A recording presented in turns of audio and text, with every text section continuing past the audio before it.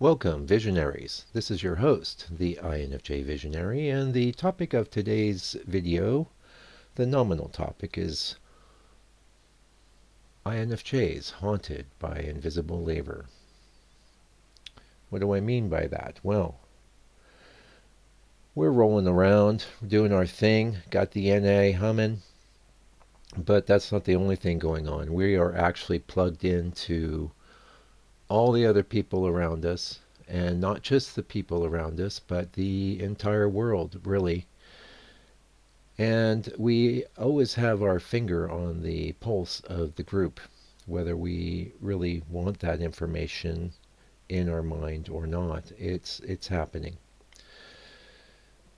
So this takes a while to reconcile, and I was talking to my friend who's the one that suggested this topic, who's an INFJ. And I do think it's good. I've come at this a couple different ways. I've called the extroverted feeling function a prison, or it's like a torture device. But once you reconcile things, once it has its proper place, it's okay. And this is one of the reasons why I sort of target this broadcast to all INFJs, but especially to younger INFJs. Because I think it takes a while, first of all, to even understand, if you can. It takes a long time to understand the way that we're wired, because I see an intrinsic potential antagonism between introverted intuition and extroverted feeling. And obviously, the introverted intuition is our primary function. It's the way we want to rock and roll. But the extroverted feeling is strong up there, and it can really press on you, push on you, and make your life quite difficult. So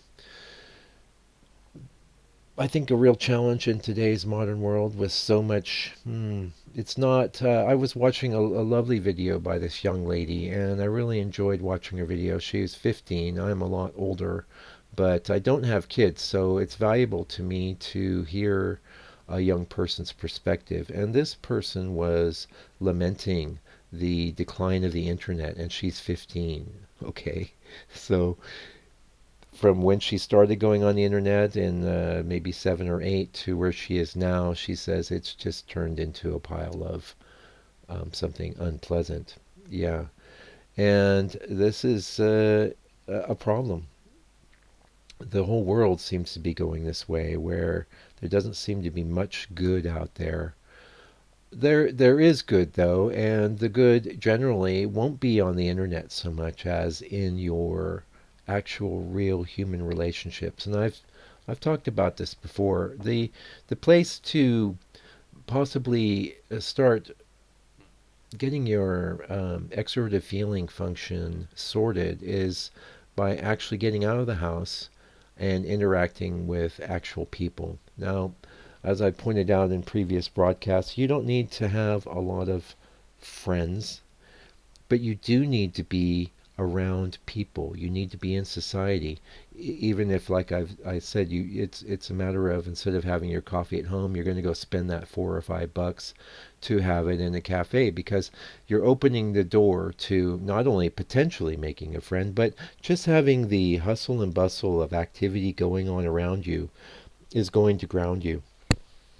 Whereas the sort of signals that are coming through the internet and feeding your extroverted feeling function, there's a lot of discord, there's a lot of chaos, and because it's coming in through this big channel, this big pipe of the internet, you have a limited ability to do anything at all about it. And one of, I think, of the defining characteristics of the INFJ is our lack of ability to really make much happen in the external world. Yes, we hear about people like Gandhi. I've heard, a lot of people think Jesus was an INFJ, but we don't even know if the historical Jesus is absolutely real or not. I'm inclined to believe he is, but it's not such a great basis. And not only that, if he was both God and man, then only the man portion would be INFJ. Yeah. What other INFJs do we have in the world that have made big things happen? Well, most of them tend to be like actors or musicians. And I do think acting can be quite a great career for an INFJ, although it could be exhausting as well. And who knows, with all the AI things going on, whether acting is going to be a great career going forward. We don't know. I would hope so. And that kind of leads into another topic where human beings are being marginalized increasingly. The world that we've built is not serving us as humans very well. I don't know of a better system than capitalism. I know that communism didn't work, and the reason why communism didn't work is because it's enforced selflessness. You can't do that. It has to come from the inside. So perhaps the capitalism is going to, and the rampant greed and all the concentration of wealth and resources at the top will push humanity into a place where we can find a true selfless approach. What's not right, I don't think, is for there to be people who don't have homes and don't have a good steady source of food, while others are so wealthy they have multiple homes, or they're building yachts that cost $1 billion.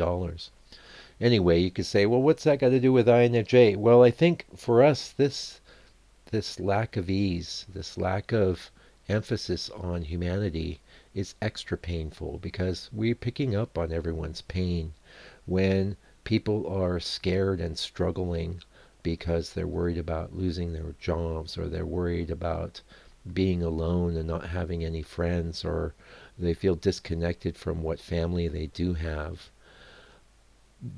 That is an atmosphere that we have to operate in. That is why my friend thought that the biggest problem confronting us today is this extroverted feeling signal coming in all the time. Let me tell you what he said. I'm going to read it to you here. We're haunted by invisible labor, not the kind you clock hours for, but the endless silent work of holding everyone's emotional Wi-Fi signal steady. The INFJ nervous system keeps scanning for ruptures in the field, discrepancies between what's said and what's meant, between the group's stated values and the undercurrents no one notices. And we do it reflexively in the background, like breathing. The problem is the world has never moved faster or louder. The signal-to-noise ratio is brutal. So the INFJ body-mind is running a 24/7 triage unit without ever being asked if it consented to the shift. We go to sleep processing, wake up processing, scroll a feed, and ping. Another layer of cognitive dissonance gets soldered into the stack. Oh, my friend's a very eloquent man, more eloquent than me.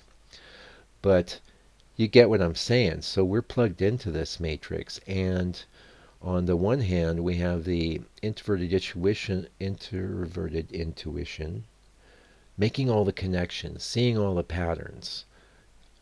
In a lot of cases, providing potential solutions and ideas for ways out of this morass. It's quite difficult, though, because we're getting this constant pushing, this constant pressure, and you've heard me refer to it as the extroverted feeling cage or prison. It doesn't have to be. What you need to do is not run away from the extroverted feeling. You need to embrace it. And a lot of what my friend is outlining is really about the internet and that whole disconnected layer. You know there's people there, but it's not the sort of interaction that you were actually designed to deal with, because as a human being, you weren't necessarily designed to deal with the internet. You're not even designed to live in giant cities full of thousands and thousands of people. You're designed as a human to live in a smaller community of, say, maximum maybe 500 people.